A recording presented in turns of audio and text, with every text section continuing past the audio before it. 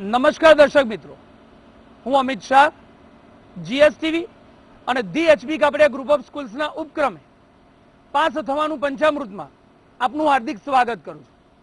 વિદ્યાર્થી મિત્રો, આજનો વિષય છે ધોરણ 10 સામાજિક વિજ્ઞાન.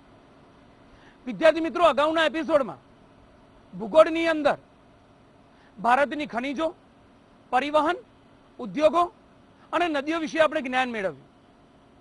વિદ્યાર્થી મિત્રો, આજનો આપણો વિષય છે ભારતનો ઇતિહાસ, અને એમાં પણ ચેપ્ટર નંબર 4 કે જે પ્રાચીન ભારતીય સાહિત્ય અને મધ્યકાલીન ભારતીય સાહિત્ય તેના વિશે જ્ઞાન મેળવવાનું છે.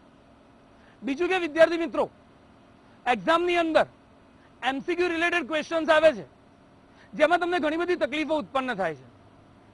તદુપરાંત જ્યારે તમે એક્ઝામમાં પેપર લખતા હોવ છો ત્યારે જે 5 માર્ક્સના ક્વેશ્ચન્સ આવે છે તેમાં પણ કેવી રીતે પ્રેઝન્ટેશન આપવું તેમાં પણ તકલીફ ઉત્પન્ન થાય છે. તો વિદ્યાર્થી મિત્રો, સામાજિક વિજ્ઞાન વિષયમાં તમારા 35 માર્ક્સને કવર કરવા અને તમારા જ્ઞાનને પ્રજ્વલિત કરવા એચબી કાપડિયાના તજજ્ઞ એવા શ્રી મહેશભાઈ પટેલને હું તેમના જ્ઞાનનો લાભ આપવા માટે આહવાન આપું છું. નમસ્કાર દર્શક મિત્રો અને વિદ્યાર્થી મિત્રો, આપણે અહીંયા સૌથી પહેલા સામાજિક વિજ્ઞાન ઇતિહાસ વિભાગની અંદર પ્રકરણ 4 કે જે વિદ્યાર્થીઓને સૌથી વધુ મુશ્કેલી અનુભવે છે, જેમાંથી 5 ગુણનો પ્રશ્ન પણ બોર્ડની પરીક્ષામાં વારંવાર પૂછાતો આવ્યો છે. એટલે આપણે અહીંયા 5 ગુણના પ્રશ્ન અંતર્ગત પ્રકરણ 4ની વિગતે માહિતી મેળવીશું. સૌ પ્રથમ આપણે જોઈએ કે પ્રકરણ 4ની અંદર પ્રાચીન ભારતીય સાહિત્ય અને મધ્યકાલીન ભારતીય સાહિત્ય એમ 2 ભાગોની અંદર વિભક્ત કરવામાં આવેલું છે. તો અહીંયા આપેલું છે ભારતનો સાંસ્કૃતિક વારસો સાહિત્ય, કે જેમાં પહેલો વિભાગ છે પ્રાચીન ભારતીય સાહિત્ય અને બીજું છે મધ્યકાલીન ભારતીય સાહિત્ય. બોર્ડની પરીક્ષાની અંદર પ્રાચીન ભારતીય સાહિત્ય પણ પ્રશ્ન પૂછાયેલો છે, જેની અંદર તમારે આટલા મુદ્દાઓની વિગતે ચર્ચા કરવી પડે, જેની અંદર વૈદિક સાહિત્ય, બૌદ્ધ સાહિત્ય, ગુપ્ત યુગનું સાહિત્ય, ગુજરાતી ગદ્ય પદ્ય સાહિત્ય અને પ્રાચીન તમિલ સાહિત્ય. શક્ય છે વિદ્યાર્થી મિત્રો કે અહીંયાથી કોઈ એક મુદ્દો પણ 5 ગુણના પ્રશ્ન તરીકે પૂછી શકાય. તો આપણે દરેક મુદ્દાઓની ચર્ચા કરીએ, જેમાં મહત્વપૂર્ણ છે પહેલા જોઈએ વૈદિક સાહિત્ય. તો પ્રાચીન ભારતનું જે વૈદિક સાહિત્ય છે એ વૈદિક સાહિત્યની શરૂઆતની અંદર 4 વેદો રચાયેલા છે. 4 વેદોની અંદર આપણે જોઈએ તો ઋગ્વેદ, સામવેદ, યજુર્વેદ અને અથર્વવેદ મુખ્ય છે. જેમાં ઋગ્વેદ છે એ ભારતનો પ્રાચીનતમ ગ્રંથ છે, કે જેમાં 1028 ઋચાઓ વર્ણવવામાં આવી છે. મોટાભાગની ઋચાઓ એ દેવ દેવીઓને લગતી જોવા મળે છે. બીજો ગ્રંથ છે સામવેદ, કે જેની અંદર ઋગ્વેદની જે ઋચાઓ છે, ઋગ્વેદના જે છંદો છે એનું ગાન કરવાની વિધિ અપાયેલી છે. એટલે સંગીત વિષયક સૌ પ્રથમ માહિતી આપતો ગ્રંથ એ સામવેદ છે. એ પછી ત્રીજો મહત્વનો વેદ યજુર્વેદ. યજુર્વેદની અંદર યજ્ઞ યજ્ઞાદિ ક્રિયાઓનું વર્ણન કેવી રીતે થઈ શકે એની માહિતી આપવામાં આવેલી છે. ચોથો મહત્વનો ગ્રંથ અથર્વવેદ, કે જેમાં કર્મકાંડો અને સંસ્કારોનું વર્ણન વિગતે સમજાવવામાં આવેલું છે. સંસ્કારો એટલે સંસ્કારોની અંદર આપણે સામાન્ય સમાજની અંદર જોવા મળતા સંસ્કારોની વાત નથી.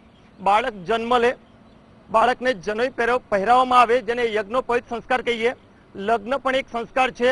મૃત્યુ પછી જે વિધિ વિધાન થાય એ પણ એક સંસ્કાર છે. તો આવા સંસ્કારોનું વર્ણન અહીંયા અથર્વવેદમાં થયેલું છે. તો આ રીતે સૌ પ્રથમ તમારે 4 વેદોનું વર્ણન કરવાનું. વેદો પછી જ રચાયેલું જે સાહિત્ય છે એને કહેવાય બ્રાહ્મણ ગ્રંથો. હવે બ્રાહ્મણ ગ્રંથો છે કે જેની અંદર આ 4 વેદોની સમજ અપાયેલી છે, તેમજ માનવીય આચરણના નિયમો અપાયેલા છે. બ્રાહ્મણ ગ્રંથોના શરૂઆતનો ભાગ જેને પરિશિષ્ટો કહેવાય, અને આ પરિશિષ્ટો એ આરણ્યકો છે. આરણ્યકોએ દાર્શનિક સાહિત્યનો પાયો નાખ્યો, અને દાર્શનિક સાહિત્ય છે એ આ ઉપનિષદો છે. એટલે ઉપનિષદો એક પ્રકારે દાર્શનિક સાહિત્ય છે કે જેમાં તત્વચિંતન વિગતે વર્ણવવામાં આવ્યું છે, કે જેની અંદર જન્મ, મૃત્યુ, આત્મા, પરમાત્મા, આધ્યાત્મિક સુખ, ભૌતિક સુખ ઇત્યાદિનું વિગતે વર્ણન આ ઉપનિષદોમાં થયેલું છે. ઉપનિષદોના શરૂઆતના મુખ્ય 2 ઉપનિષદો છે, જેને કહેવાય બૃહદારણ્ય ઉપનિષદ અને છાંદોક્ય ઉપનિષદ. એ સિવાય અન્ય કેનોપનિષદ, કઠોપનિષદ, પ્રશ્નોપનિષદ, ઈશોપનિષદ એ મહત્વના ઉપનિષદો કહી શકીએ. પ્રાચીન ગ્રંથોમાં શ્રેષ્ઠ સાહિત્ય તરીકે ઉપનિષદો મહત્વના છે. ઉપનિષદો પછી જે સાહિત્ય રચાયું એને વેદાંગ કહેવાય. વેદાંગની અંદર મુખ્યત્વે કર્મકાંડો, જ્યોતિષ, ખગોળ અને વ્યાકરણ વિષયક માહિતી વર્ણવવામાં આવેલી છે. વ્યાકરણ વિષયક માહિતી અંતર્ગત અષ્ટાધ્યાયી ગ્રંથ કે જે પાણીની રચિત છે એની રચના આ સમયકાળની અંદર થયેલી જોવા મળે છે. એ પછી મહાકાવ્યો રચાયા. મહાકાવ્યોની અંદર રામાયણ કે જેની રચના વાલ્મીકે કરી, જેની અંદર 24,000 શ્લોકો છે, જેમાં રામના જન્મથી મૃત્યુ પર્યંતની કથા વર્ણવવામાં આવી છે, જેમાં કેટલાક આદર્શ પાત્રો આપણને જોવા મળે છે. એ પછી બીજું મહાકાવ્ય મહાભારત કે જેની રચિતા મુનિ વેદવ્યાસ. પ્રાચીન ભારતનો સૌથી મોટો કાવ્ય ગ્રંથ એટલે મહાભારત, કારણ કે 1 લાખથી વધારે એમાં શ્લોક છે. મહાભારતનો એક ભાગ એટલે એ શ્રીમદ ભગવદ ગીતા કે જેની અંદર જ્ઞાન, કર્મ અને ભક્તિ આ ત્રણેયનો સમન્વય થયેલો છે. એ પછી રચાયા પુરાણો. પુરાણોએ વૈદિક ધર્મને હિન્દુ ધર્મનું સ્વરૂપ અપાવ્યું. આમ જોઈએ તો આપણા પ્રાચીન ભારતની અંદર જે ગ્રંથો રચાયા એમાં 18 પુરાણો છે, જેમાં અગ્નિ પુરાણ, વાયુ પુરાણ, શિવ પુરાણ આ પુરાણો અંતર્ગત આવે. એ પછી રચાયા શાસ્ત્ર ગ્રંથો. શાસ્ત્ર ગ્રંથોની અંદર ગણિત શાસ્ત્ર, વિજ્ઞાન શાસ્ત્ર આવા અનેક શાસ્ત્ર ગ્રંથો રચાયા, જેમાં મહત્વનું છે અર્થશાસ્ત્ર જે કૌટિલ્ય રચિત છે અને વહીવટી વિજ્ઞાનની શ્રેષ્ઠ કૃતિ એટલે એ અર્થશાસ્ત્ર કહી શકાય. તો તમારે વિદ્યાર્થી મિત્રો જો વૈદિક સાહિત્ય પૂછાય 5 ગુણમાં અલગથી તો વિગતે આટલા ગ્રંથોનું તમારે વર્ણન કરવાનું રહેશે, જે તમારો અહીંયા પહેલો પોઈન્ટ છે. બીજો પોઈન્ટ જોઈએ,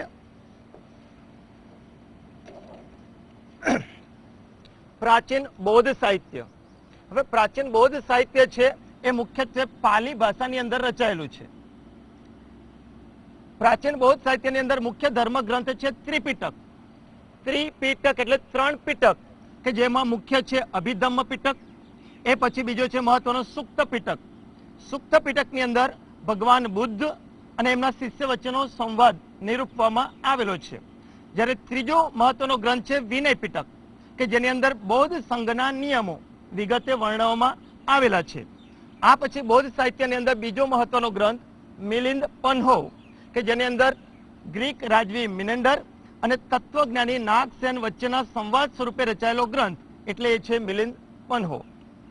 એ પછી જાતક કથાઓ કે જે સમગ્ર વિશ્વની અંદર બુદ્ધિ ચાતુર્ય માટે પ્રસિદ્ધ થયેલી છે, એ જાતક કથાઓ રચાઈ છે. આ પછી જે બૌદ્ધ ધર્મની અંદર સાહિત્ય રચાયું એ સંસ્કૃત ભાષાની અંદર રચાયેલું સાહિત્ય છે, જેમાં અશ્વઘોષ રચિત બુદ્ધ ચરિત ગ્રંથ મહત્વનો છે. અહીંયા એમસીક્યુમાં પૂછવામાં આવે કે અશ્વઘોષ રચિત બુદ્ધ ચરિત ગ્રંથ એ કઈ ભાષામાં રચાયો છે, તો મોટાભાગના વિદ્યાર્થીઓ કે બૌદ્ધ સાહિત્ય પાલી ભાષામાં રચાયું છે એટલે અહીંયા પાલી ભાષા જવાબ લખતા હોય છે, પણ વાસ્તવિકતામાં સંસ્કૃત ભાષાની અંદર આ ગ્રંથ લખાયેલો છે. એ પછી ત્રીજો મહત્વનો પોઈન્ટ જોઈએ કે ગુપ્ત યુગનું સાહિત્ય. હવે ગુપ્ત યુગ એ કાવ્ય, નાટકો, શિલ્પ, સ્થાપત્ય એટલે કે સર્વ કળાઓનો સુવર્ણયુગ કહી શકાય, કારણ કે એ સમયકાળની અંદર બહોળા પ્રમાણમાં દરેક ક્ષેત્રનો વિકાસ થયો હતો. આ સમયકાળની અંદર કાલિદાસ, ભાસ, ભારવી, વિશાખદત્ત, મુદ્રા રાક્ષસ આ બધા જે કવિઓ થઈ ગયા અને સાહિત્યિક રચનાઓ લખી એને આધારે ગુપ્ત યુગની અંદર સારો એવો સાહિત્યિક વિકાસ થયેલો આપણને જોવા મળે છે. જેમાં આપણે જોઈએ તો કાલિદાસે 3 નાટકો લખ્યા, જેમાં અભિજ્ઞાન શાંકુતલ, માલવિકાગ્નિમિત્રમ અને વિક્રમો વર્ષ્યમ મુખ્ય છે. 2 ખંડ કાવ્યો ઋતુ સંહાર અને મેઘદૂત. એ ઉપરાંત ભાસની રચનાઓ જોઈએ તો ભાસે 13 નાટકો કુલ લખ્યા, જેમાં મહાભારત આધારિત મુખ્ય 5 નાટકો દૂતવાક્ય, ઉરુભંગ, કર્ણભાર, પંચરાત્ર અને દૂત ઘટોત્કચ. એ સિવાય બુદ્ધિ કે જેમને પણ મહત્વપૂર્ણ 3 નાટકો લખ્યા, ઉત્તર રામચરિત, મહાવીર ચરિતમ અને માલતી માધવ. એ પછી ભારવીનું કિરાતાર્જુન્યમ, શુદ્રકનું મુચ્છકટિકમ, દંડીનું 10 કુમાર ચરિતમ અને માઘની રચના છે શિશુપાલ વધ. આ બધી રચનાઓ મુખ્યત્વે ગુપ્ત યુગ દરમિયાન રચાઈ, જેની અંદર મુખ્યત્વે નિરૂપણ કઈ બાબતોનું તો પ્રણય પ્રસંગો, હાસ્ય પ્રસંગો, રાજનીતિ, યુદ્ધ, તત્વચિંતન ઇત્યાદિનું વર્ણન આ ગુપ્ત યુગના સાહિત્યમાં થયેલું જોવા મળે છે.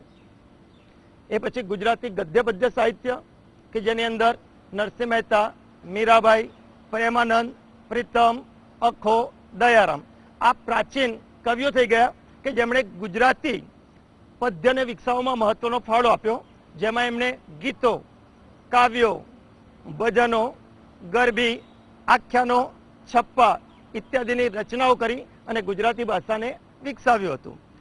આધુનિક અર્વાચીન યુગના કવિઓની અંદર પણ આપણે જોઈએ તો એ છે નમકીન ગો, એટલે કે ગુજરાતીની અંદર નર્મદ, મહિપતરામ રૂપરામ, કિશોરલાલ, નવલરામ અને ગોવર્ધનરામ ત્રિપાઠી કે જેમણે પણ ગુજરાતી ગદ્ય ક્ષેત્રને વિકસાવવામાં મહત્વનું યોગદાન આપેલું છે. પછીનો પોઈન્ટ છે પ્રાચીન તમિલ સાહિત્ય. તો આ પ્રાચીન તમિલ સાહિત્ય જે આપણે અહીંયા જોઈએ તો પ્રાચીન તમિલ સાહિત્યની અંદર 3 બાબતોનો સંગમ થયેલો છે, એટલે એને આપણે સંગમ સાહિત્ય કહીએ છીએ. આ સંગમ સાહિત્યની અંદર રાજનીતિ, યુદ્ધ અને પ્રેમ પ્રસંગોનું મુખ્યત્વે વર્ણન થયેલું છે. એ ઉપરાંત અનેક કવિઓ થઈ ગયા કે જેમણે કાવ્યો લખ્યા અને તમિલ સાહિત્યને વિકસાવ્યું છે. પ્રાચીન તમિલ સાહિત્યની અંદર મુખ્ય જે ગ્રંથો છે એમાં પહેલો ગ્રંથ છે એત્તુ થોક્કઈ કે જે 8 કાવ્યોનો સંકલિત ગ્રંથ છે. બીજો મહત્વનો ગ્રંથ પથ્થુ પાતુ કે જે 10 ગીતો સમાવિષ્ટ છે. ત્રીજો મહત્વનો વ્યાકરણ ગ્રંથ છે જેને કહીએ તોલક્કાપિયમ કે જે વ્યાકરણ ગ્રંથ છે. એ પછીની રચનાઓમાં તિરુવલ્લુવરે રચિત કુરલ ગ્રંથ મહત્વનો છે. શિલ્પતિકારમ અને મણિમેખલાઈ એ વિખ્યાત ગ્રંથો છે. તો અહીં તમિલ સાહિત્યની અંદર આ મહત્વના પ્રસિદ્ધ ગ્રંથો આપણે અહીંયા કહી શકીએ. તો આ પ્રકારે તમારે પ્રાચીન સાહિત્ય પ્રશ્ન પૂછાય તો આટલા પોઈન્ટની અંદર વિગતે જવાબ આપવાનો રહેશે. કદાચ વચ્ચેથી કોઈ એક પોઈન્ટ પૂછાય તો એનું વિગતે વર્ણન કરવાનું રહેશે. એ પછી બીજો પોઈન્ટ મહત્વનો મધ્યકાલીન સાહિત્ય. હવે મધ્યકાલીન સાહિત્યનો પ્રારંભ એ પણ સંસ્કૃત ભાષાની અંદર જ થયેલો છે. એમાં કાશ્મીર પ્રાંતની અંદર આપણે જોઈએ, કાશ્મીર પ્રાંતની અંદર સૌ પ્રથમ કથા સરિત સાગર સોમદેવ રચિત ગ્રંથ છે. કલ્હાણે રાજ તરંગણી ગ્રંથ લખ્યો અને જયદેવનું ગીત ગોવિંદ મહત્વના ગ્રંથ છે. એ પછી અપ્રભંશ બનેલી આધુનિક ભારતીય ભાષાઓમાં પણ ગ્રંથ લખાયા, જેમાં હિન્દીની અંદર ચંદ બરદાઈ કૃત પૃથ્વીરાજ રાસો એ મહત્વનો ગ્રંથ કહી શકાય. એ પછી અવધી ભાષામાં પણ ગ્રંથો રચાયા અને ક્રમિક આધુનિક ભારતીય ભાષાઓ વિકાસ પામી. બીજો મહત્વનો પોઈન્ટ છે જે 5 ગુણમાં પૂછવાની પૂરી શક્યતા છે, જે દ્રવિડ કુળનું ભાષા સાહિત્ય પણ સમયકાળ મધ્યકાલીન. તો મધ્યકાલીન દ્રવિડ કુળનું ભાષા સાહિત્ય છે એની વિગતે આપણે જોઈએ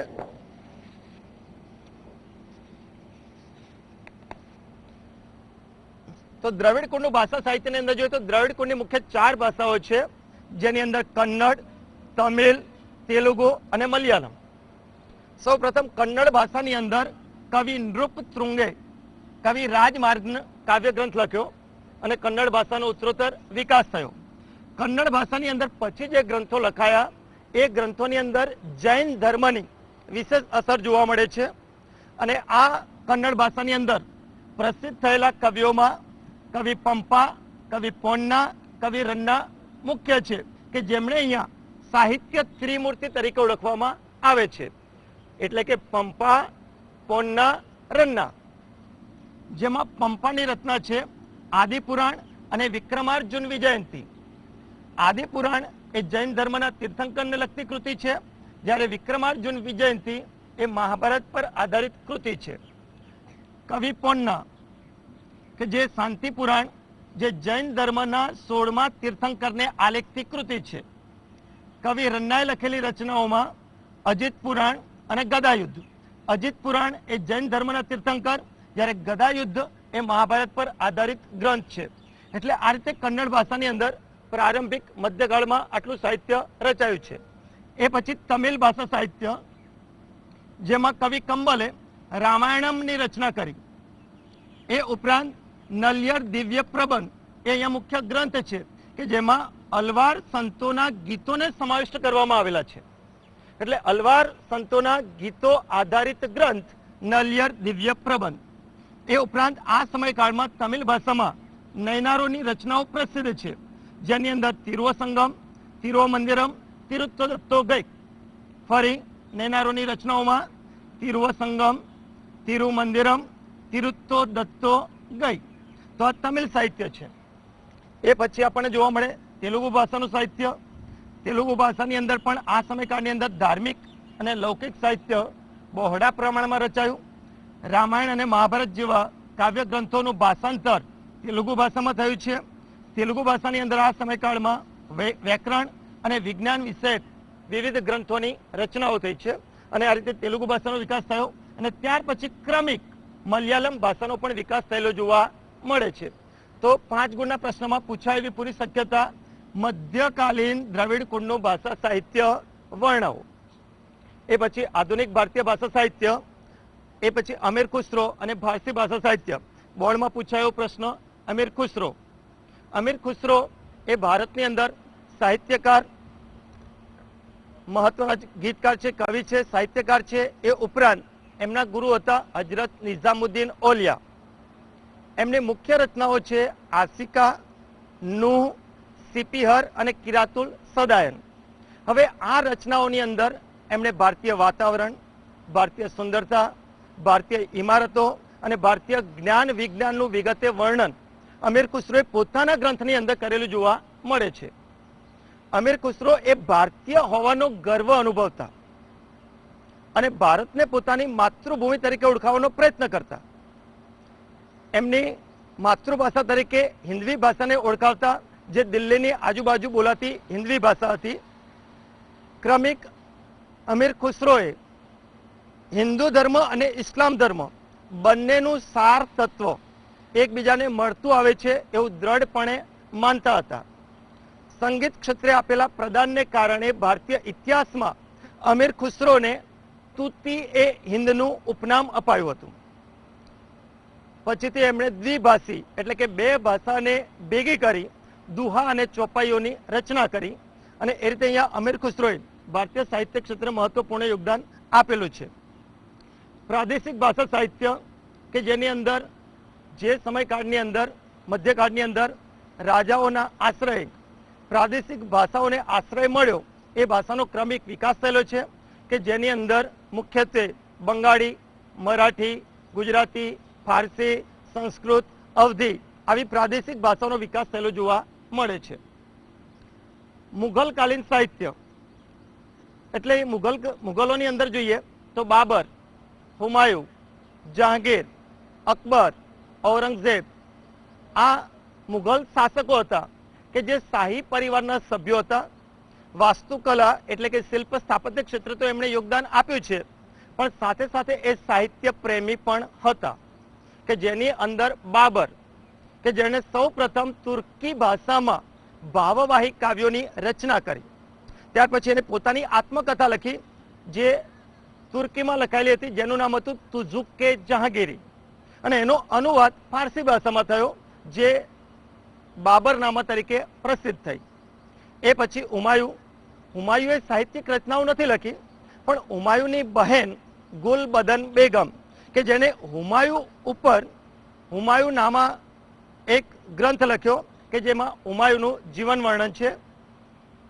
ત્રીજા મહત્વના મુઘલ શાસક હતા જહાંગીર. એમણે પણ તુર્કી ભાષાની અંદર તુઝુક-એ જહાંગીરી આત્મકથા લખી. એ પછી ઔરંગઝેબ અને બહાદુર શાહે પણ સાહિત્યિક રચનાઓમાં યોગદાન આપ્યું છે. અકબરના શાસનકાળમાં વિશેષ સાહિત્ય રચાયું. અકબરે સાહિત્યિક ક્ષેત્રે સર્જનમાં પોતાનું યોગદાન આપ્યું નથી, પણ સાહિત્યિક ક્ષેત્રના વિકાસ માટે એને એક અલગ આખું ખાતું ખોલાવ્યું કે જેની અંદર વિદ્વાનો સાહિત્યકારોને આશ્રય આપતો હતો. અકબરના શાસનકાળની અંદર તુલસીદાસ અને સુરદાસ કે જેમણે સાહિત્યિક કૃતિઓની રચના કરી. એ સમયકાળની અંદર કેશવદાસ પણ આવે કે જેમણે પ્રેમ અને વિરહ પર સાહિત્ય રચનાઓ લખેલી છે. રહીમે પણ આ સમયની અંદર અનેક દોહાઓની રચના કરી છે. રહીમના દોહાઓ કે જે તમે 8મા 9મા ધોરણની અંદર હિન્દી વિષયમાં ભણી ચૂક્યા છો. આ ઉપરાંત અકબરના શાસનકાળમાં ફારસી ભાષાનો પણ વિકાસ થયો કે જેમાં મુખ્ય 2 વ્યક્તિ છે, અબુલ ફઝલ અને એમનો ભાઈ ફૈઝી. અબુલ ફઝલે આઈને અકબરી અને બીજો ગ્રંથ હતો અકબરનામા. આઈને અકબરી, આઈનો એટલે અરીસો, અકબરના શાસનકાળની અંદર જોવા મળતી તમામ બાબતોનું વર્ણન આઈને અકબરીમાં થયેલું છે. એટલે એક પ્રકારે એ ઐતિહાસિક ગ્રંથ ગણી શકાય કે એ સમયના શિષ્ટાચાર, જીવન, રીત રિવાજો, રાજનીતિક બાબતો વગેરેનું વર્ણન આઈને અકબરી ગ્રંથમાં થયેલું છે. એ ઉપરાંત દરબારે અકબરી પણ ગ્રંથ રચાયેલો હતો. એમનો ભાઈ છે ફૈઝી, અબુલ ફઝલનો ભાઈ ફૈઝી, કે જેમણે નવા કોઈ ગ્રંથો લખ્યા નથી, પણ જે સંસ્કૃત ગ્રંથો હતા એનું ફારસી ભાષામાં અનુવાદ કર્યું, જેમાં રામાયણ, મહાભારત, ભગવદ્ ગીતા અને પંચતંત્ર મુખ્ય ગ્રંથો કહી શકીએ. અને આ રીતે મુગલકાલીન સાહિત્યનો પણ અહીંયા ઉત્તરોત્તર વિકાસ થયેલો આપણે જોવા મળે છે. એ પછી અહીંયા વિદ્યાર્થી મિત્રો ચેપ્ટર 7 કે જેની અંદર ભારતના સુપ્રસિદ્ધ કિલ્લાઓ કે જે ટૂંકનોટની અંદર પૂછાય તો પણ લખી શકાય અને એમસીક્યુમાં ખાસ પૂછાય ત્યારે વિદ્યાર્થી મિત્રો અહીંયા ભૂલ કરે છે. એટલે એ ભૂલ ન થાય એને ધ્યાનમાં રાખીને ઉત્તરથી દક્ષિણ તરફ, ઉત્તર પૂર્વ અને દક્ષિણ તરફ ઉતરતા ક્રમમાં આ કિલ્લાઓ રાજ્યોના નામ આપેલા છે. જેમાં તમે જુઓ હિમાચલ પ્રદેશ, દિલ્હી, ઉત્તર પ્રદેશ, બિહાર, ઉત્તર પ્રદેશ બિહાર નીચે મધ્યપ્રદેશ, મધ્યપ્રદેશની પશ્ચિમે રાજસ્થાન, નીચે ગુજરાત, મહારાષ્ટ્ર. આગળ જઈએ તો આંધ્રપ્રદેશ અને તમિલનાડુ. હિમાચલ પ્રદેશમાં કયો કિલ્લો? તો કાંગડાનો કિલ્લો. દિલ્હીની અંદર લાલ કિલ્લો. ઉત્તર પ્રદેશની અંદર આગ્રા અને અલ્હાબાદનો કિલ્લો. બિહારની અંદર રોહતાસનો કિલ્લો. મધ્યપ્રદેશની અંદર અસીરગઢ, માંડુ અને ગ્વાલિયરનો કિલ્લો. જ્યારે રાજસ્થાનની અંદર ચિત્તોડગઢ અને રણથંભોરનો કિલ્લો છે. મહારાષ્ટ્રની અંદર 3 કિલ્લા છે, દૌલતાબાદ, સિંહગઢ અને જંજીરા. જ્યારે આંધ્રપ્રદેશની અંદર ગોલકાંડાનો કિલ્લો, જ્યારે તમિલનાડુની અંદર જિંજીનો કિલ્લો છે. આ ક્રમને આપણે આ પ્રકારે એક ફ્લો બનાવી દઈએ કે જેને કારણે યાદ રહી શકે. પહેલા આપણે લઈએ અહીંયા હિમાચલ પ્રદેશ, એની નીચે આવશે દિલ્હી, દિલ્હીની બાજુમાં આવશે યુપી અને યુપીની બાજુમાં બિહાર, યુપી અને બિહારની નીચે મધ્યપ્રદેશ, મધ્યપ્રદેશની આ તરફ રાજસ્થાન, રાજસ્થાનની નીચે ગુજરાત, નીચે તરફ આવીએ તો મહારાષ્ટ્ર, ક્રોસ જઈએ તો આંધ્રપ્રદેશ અને એની નીચે તો એ છે તમિલનાડુ. તો આ પ્રકારનો ફ્લો. એટલે પહેલા રાજ્યોના નામ યાદ રાખીએ. પછી અહીંયા હિમાચલ પ્રદેશ તો કયો કિલ્લો આવશે? કાંગડાનો કિલ્લો. દિલ્હીની અંદર આવીએ તો લાલ કિલ્લો. યુપીની અંદર આવીએ તો અલ્હાબાદ અને આગ્રાનો કિલ્લો. આ બિહારની અંદર રોહતાસનો કિલ્લો આવેલો છે. જ્યારે મધ્યપ્રદેશમાં 3 કિલ્લા યાદ રાખવા માટે અમ્મા, ગ્વાલ એટલે કે અસીરગઢ, માંડુ અને ગ્વાલિયરનો કિલ્લો. અસીરગઢ, માંડુ, ગ્વાલિયર. રાજસ્થાનની અંદર આવીએ તો ચિત્તોડગઢ, રણથંભોર, ટૂંકમાં ચીર. ગુજરાતની અંદર પાવાગઢ, ચાંપાનેર એક જ છે કિલ્લો, એક જ વિસ્તાર. જ્યારે મહારાષ્ટ્રની અંદર દો સિંહ, જંજીર મેં જકડો. તો અહીંયા દૌલતાબાદ, સિંહગઢ અને જંજીરા આ મહત્વના કિલ્લા. ભૂલ મધ્યપ્રદેશ ને મહારાષ્ટ્રમાં 3 કિલ્લાઓ છે એટલે ત્યાં પડી શકે. એટલે ધ્યાન રાખવાનું, મધ્યપ્રદેશની અંદર અમ્મા, ગ્વાલ, જ્યારે મહારાષ્ટ્રની અંદર દો સિંહ, જંજીર મેં જકડો. આંધ્રપ્રદેશની અંદર ગોલકાંડાનો કિલ્લો, જ્યારે તમિલનાડુની અંદર જિંજીનો કિલ્લો. અહીંયા 2 બાબત તમારે ખાસ યાદ રાખવાની છે, જંજીરા અને જિંજી. જંજીરા એ મહારાષ્ટ્રમાં, જિંજી એ તમિલનાડુની અંદર આવેલા છે મહત્વના કિલ્લાઓ. આ ઉપરાંત વિદ્યાર્થી મિત્રો એમસીક્યુ સંદર્ભે કેટલીક બાબતો તમારે ખાસ યાદ રાખવાની છે કે જેની અંદર આપણે જોઈએ એકંદરે તો ત્રીજા પાઠની અંદર રાજવંશ અને એનું કેપિટલ એટલે કે રાજધાની એ મોટા ભાગે વિદ્યાર્થીઓ એમસીક્યુ પ્રશ્નો પૂછાય ત્યારે ભૂલ કરતા હોય છે. એ ભૂલ ન પડે એના માટે આપણે અહીંયા જોઈએ વંશ અને એની રાજધાની. વંશની અંદર આપણે જોઈએ સૌ પ્રથમ પલ્લવ વંશ. તો પલ્લવ વંશની રાજધાની છે કાંચી.